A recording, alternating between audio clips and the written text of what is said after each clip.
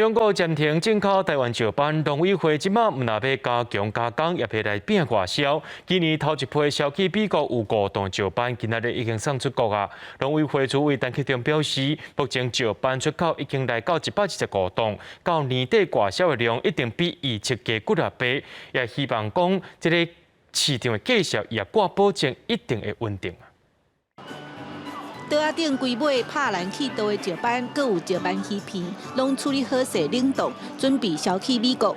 这嘛是今年第一批出口美国的石斑，数量有5吨。高雄这间水产业者估算，今年出口美国至少30吨。华人市场是很主要的，应该说亚洲人市场是很重要的。那部分会跑到餐饮，那大部分是到零售。因为在零售端来讲的话。 说服这些零售业者，他们去上架，那就可以了。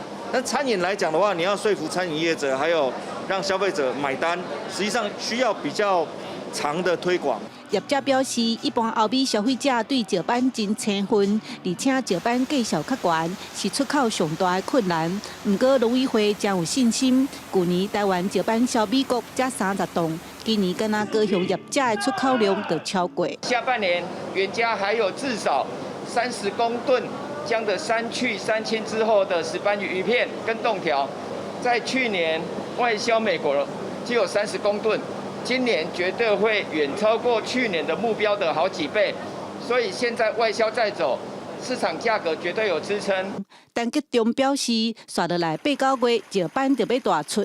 目前台湾石斑出口已经125吨，冷冻石斑销美国、日本、纽西兰等等国家，来外销做伙拼，产地价销就会稳定。记者陈嘉文、赖维做高雄报道。